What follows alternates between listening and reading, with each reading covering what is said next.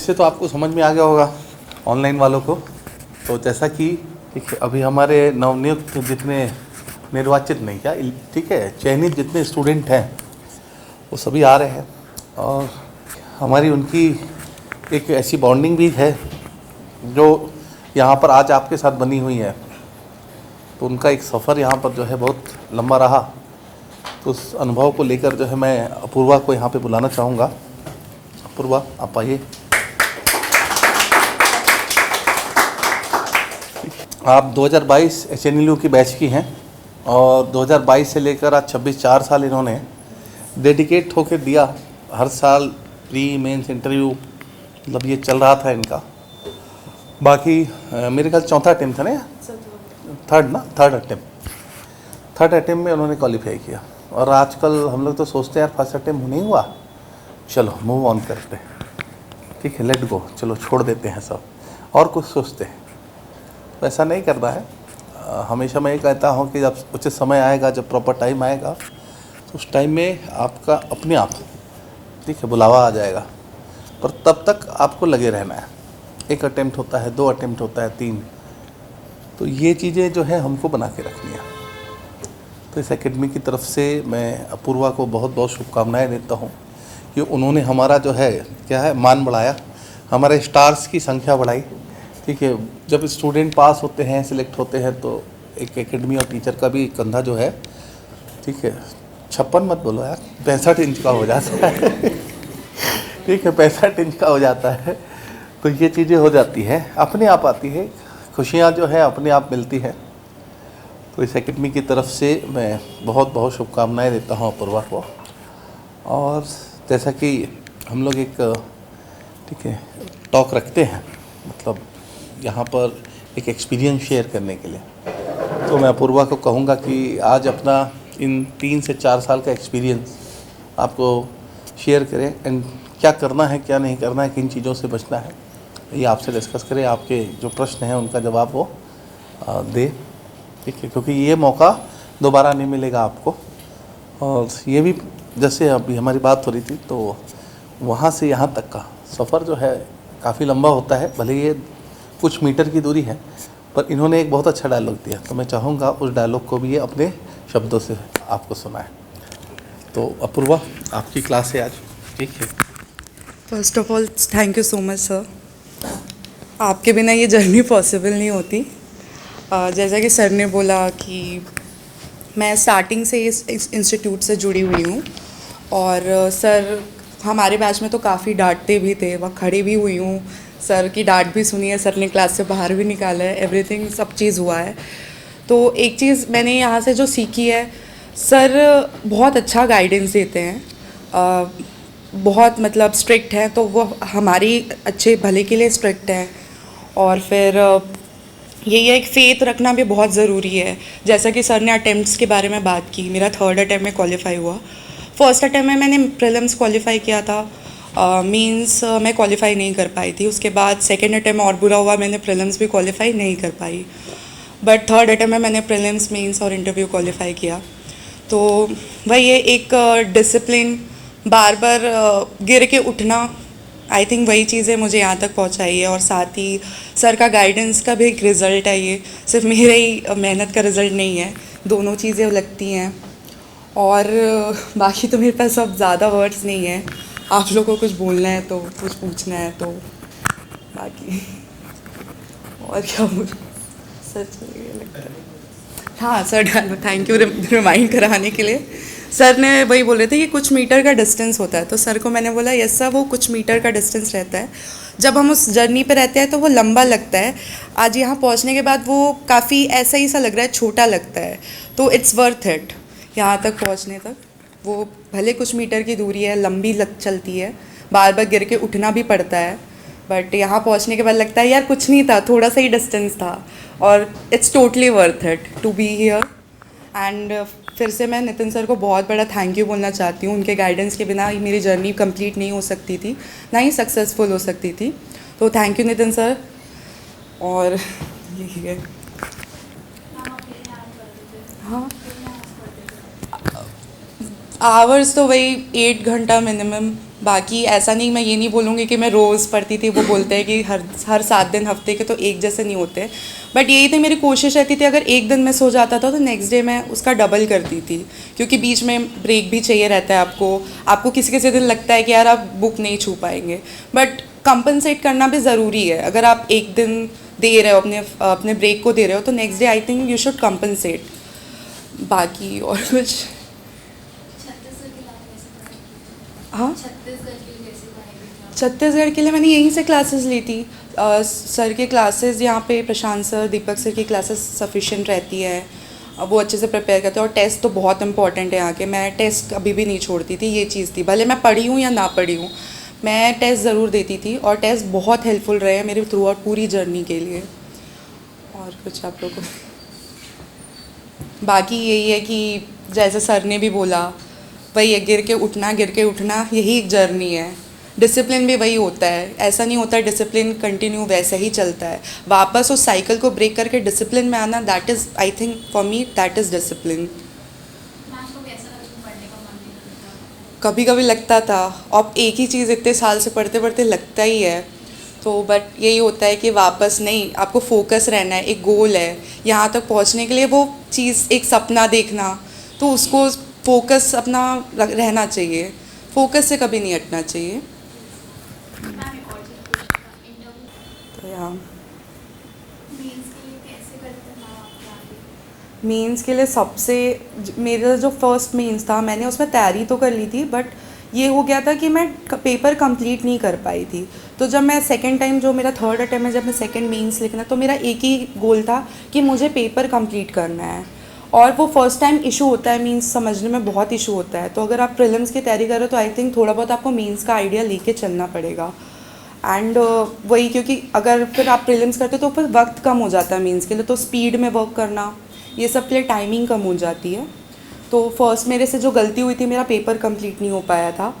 और तो time management बहुत ज़रूरी है मीन्स में। तो सेकेंड टाइम मेरा सिर्फ और सिर्फ फोकस था कि मुझे टाइम मैनेजमेंट करके एनी हाउ पेपर कंप्लीट करनी है। और इस बार thank you to sir once again, उन्होंने हमारे मॉक्स में बड़े बड़े ट्रांसलेशन दिए थे। तब हम सर को बोलते थे, सर ज़्यादा बड़े हो जा रहे हैं, ट्रांसलेशन पेपर कंप्लीट नहीं हो पा रहा है, बट वही चीज़ मेंस में हुई, बहुत बड़े ट्रांसलेशंस आ गए थे और उन्हीं की वजह से मैं वहाँ टाइम मैनेज कर पाई।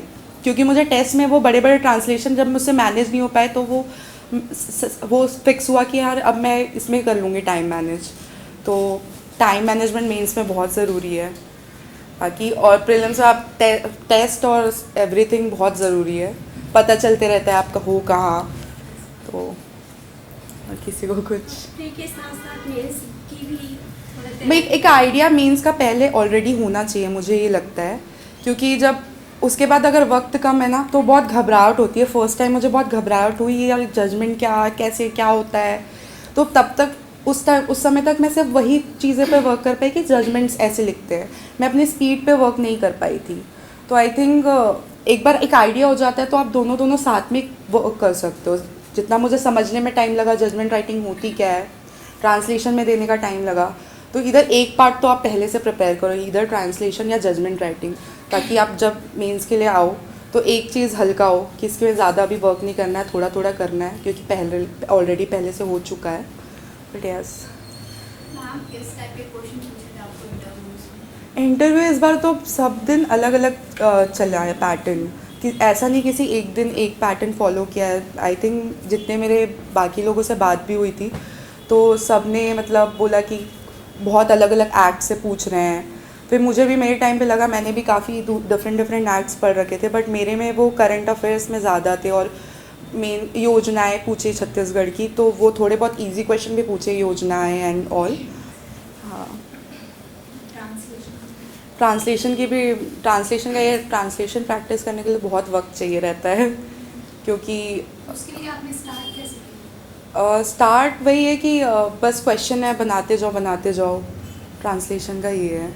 फर्स्ट टाइम जब मैंने मीन्स के लिए अपेयर किया था, मेरा ट्रांसलेशन काफ़ी वीक था, तो मेरा ये चीज़ क्लियर था, इस टाइम मैं पहले से ही ट्रांसलेशन पे ध्यान दूँगी, क्योंकि ट्रांसलेशन बहुत इंपॉर्टेंट है, वही आपके नंबर उठाता है।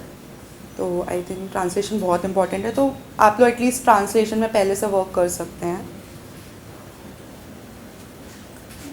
आपने करंट अफेयर कैसे कवर किया था, लाइक कोचिंग सी क्लासेस करके, हाँ वही है, सफिशेंट है यहाँ जितना पढ़ा रहे हैं वो सब सफिशेंट है।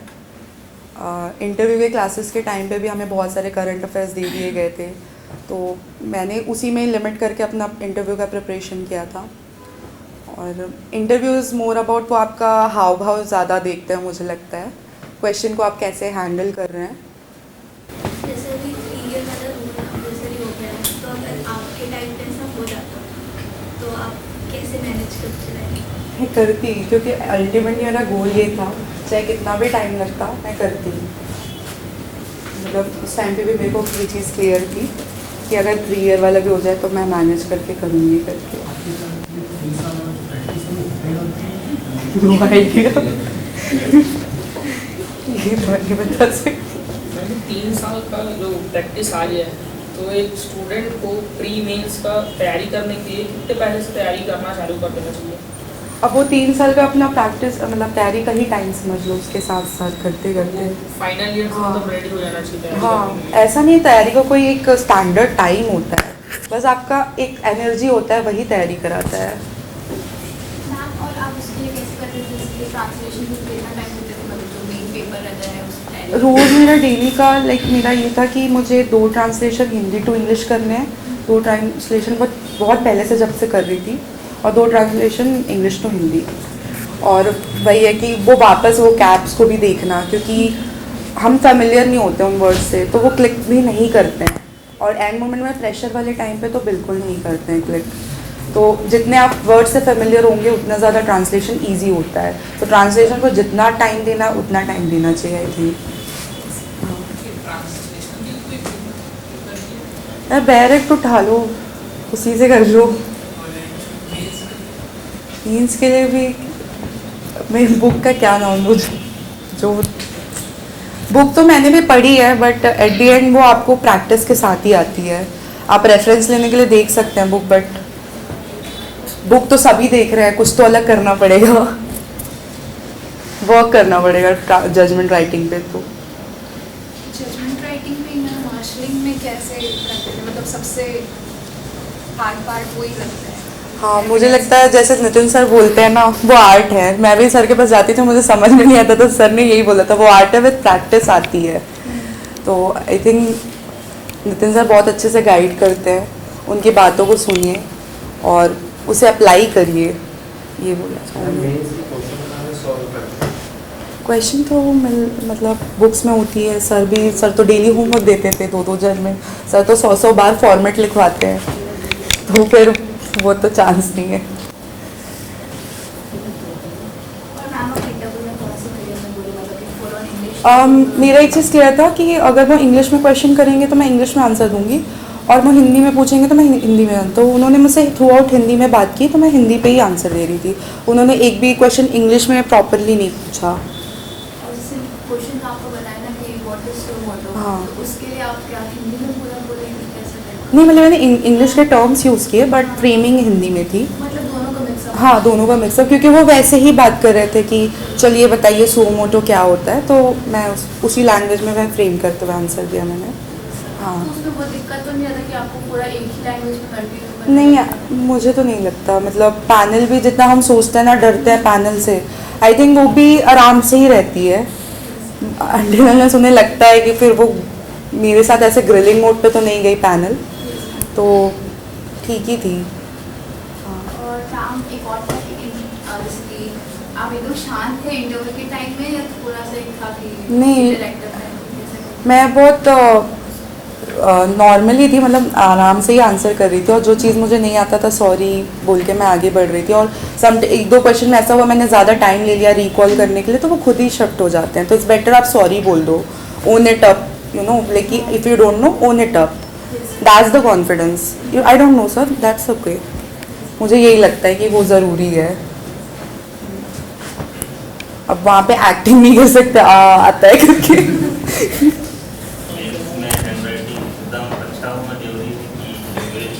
रीडेबल होना चाहिए कि सामने वाले जो पढ़े उसे समझ आ जाए। बाकी आई थिंक वो डायलॉग मैं ठीक से बोल नहीं पाई हूँ, तो सर से ही रिपीट करूँगी। कितने दिन, मतलब कुछ दिनों तक तो ऐसा रहा होगा? हाँ मतलब जब मेरा फर्स्ट टाइम मेंस नहीं क्वालिफाई हुआ था तो आई थिंक मैं थोड़ा एक होता है डगमगा गई थी, इसीलिए वो प्रीलिम्स पे भी अफेक्ट किया क्योंकि बहुत जल्दी फिर प्रीलिम्स हो गया था नेक्स्ट वाला, इसलिए प्रीलिम्स भी मेरा सेकेंड अटैम्प्ट में निकला नहीं था, तो मैं और डीमोटिवेट हो गई थी यार, प्रीलिम्स तो निकल जाना था, बट स्टिल मुझे लगा कि नहीं यार अब थर्ड टाइम में मैं और मेरे पास टाइम है, मैं अच्छे से करूँगी करके। तो यूजुअली लोगों का होता है वो प्रीलिम्स निकाल ही लेते, मेरे साथ सेकेंड अटैम्प्ट में तो मैं प्रीलिम्स निकाल नहीं पाई थी, तो फिर उसके बाद थर्ड अटैम्प्ट तक के लिए मैंने बहुत अच्छे से प्रिपेयर किया कि उस पर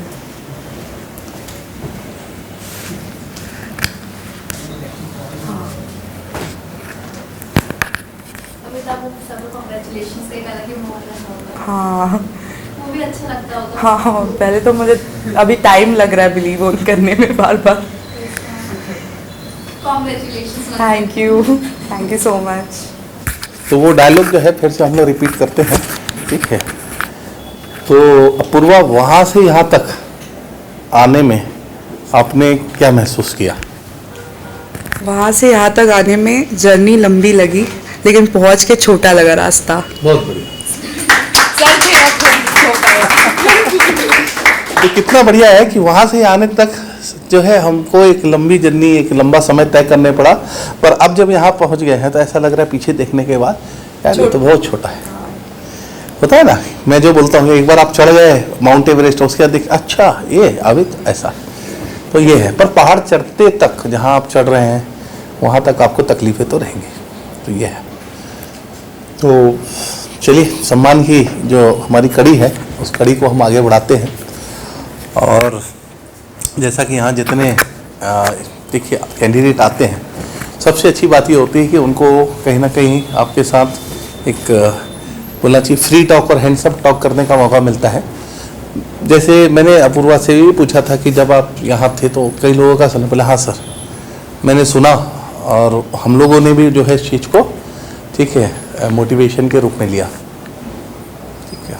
और ये लंबी लड़ाई है तो बीच बीच में आप लोग क्या होते रहते हैं, मॉरल डाउन तो होता रहता है, बट ऐसे बीच बीच में कुछ इवेंट होते रहे, एक दूसरे की अपने को कहानियाँ सुनने को मिलती है, लोगों के एक्सपीरियंस सुनने को मिलते हैं, तो हम ज़्यादा बेहतर कर पाते हैं। मतलब अपने आप को रिचार्ज करना है, चार्ज करना है। तो जैसे मोबाइल के लिए हमको प्लग लगाना पड़ता है, फिर मोबाइल की पिन लगाते हैं, मोबाइल चार्ज होता है, वैसे ही ये कंपटीशन में हम लोग अपने आप को रिचार्ज कैसे कर सकते हैं। ये ऐसे जो सक्सेसफुल कैंडिडेट हैं, आप उनकी स्टोरी को समझिए, उनकी स्टोरी को पढ़िए, जहाँ जैसा मिले सुनने को मिले तो वहाँ सुनिए। और अपने यहाँ तो सबसे अच्छी बात क्या आती है, आते हैं और आपके साथ जब स्टोरी शेयर करते हैं तो कुछ ना कुछ कहीं ना कहीं तो जो है हमको ये फ़ायदा मिलता है। तो अपना कीमती समय देने के लिए अपूर्वा को बहुत बहुत धन्यवाद।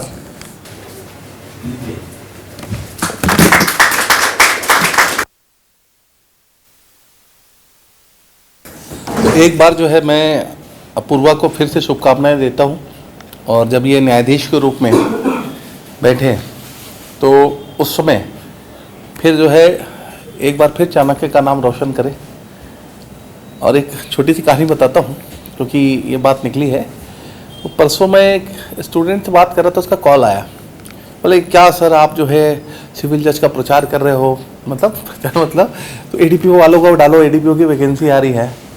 तो बोले नहीं मैं जल्दी डालूंगा करके, मैं हर साल डालता हूँ भाई, तुम्हारी फ़ोटो भी है, यहाँ पे आओ मेरे ऑफिस में तुम्हारी फ़ोटो दिखेगी। तो उसने एक बहुत अच्छी बात बोली, बोले मालूम सर मैं अभी कहाँ हूँ, मेरी ऐसी बात हुई तो मेरे को एक कैंडिडेट का नाम बताया उसने कि वो मेरी जो है अभी मजिस्ट्रेट है। तो मैं अच्छा तुम कोटा में हो, तो बोले हाँ कोटा में हो। तो बोले सर मज़ेदार बात क्या है, बोले क्या, बोले सर पूरा कोटा जो है चाणक्य है, मतलब वहाँ 2 मजिस्ट्रेट है और 1 एडीपीओ है। तो बोले जो दूसरी मैडम है वो भी तो आपकी स्टूडेंट है। मतलब कौन है, तो नाम बताया, बोला वाह गजब है। तो बोले सर अक्सर जो है हम लोग ट्रेनिंग में जाते हैं, ठीक है, और ये बात अक्सर मैं कहता हूँ आपको। तो बोले जब हम ट्रेनिंग में जाते हैं और जैसे ही उनको पता लगता है कि अरे तो चाणक्य वाला है, तो वहीं वो बहस करना बंद कर देता है कि बोले नहीं यार इनसे हम लोग बहस नहीं कर पाएंगे, ये क्या है, जैसे अपन बोलते हैं ना इनको हम नहीं पा पाएंगे छत्तीसगढ़ी में। तो बोले सर बड़ा अच्छा लगता है, और जब कोई डिस्कशन होता है, जब कोई कॉन्फ्रेंस होता है और हमसे क्वेश्चन पूछा जाता है और हमने वो चीज़ पढ़ी है तो हमको अच्छा लगता है। आज भी मेरे बहुत सारे परिचित हैं, वो बताते हैं कि जब हम ट्रेनिंग में जाते हैं और बच्चों को देखते हैं तो चाणक्य का जो है एक चेहरा अलग चमकता हुआ दिखाई देता है, उनका कॉन्फिडेंस लेवल एक अच्छा होता है, वो पढ़ के आए हैं, समझ में आता है। केवल ठीक है सतही ज्ञान या जो सरफेस जो नॉलेज है वो नहीं दिखाई देता है, तो अच्छा लगता है डिस्कशन करते।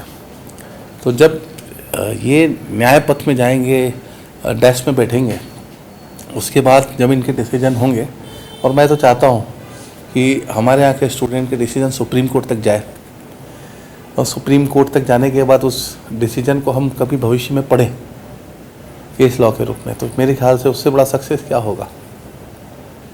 बस अपने न्याय पथ की नई शुरुआत में जो है ये बहुत अच्छा करें, ईश्वर से कामना है। और पुनः जो है चाणक्य की तरफ से आपको बहुत बहुत शुभकामनाएं।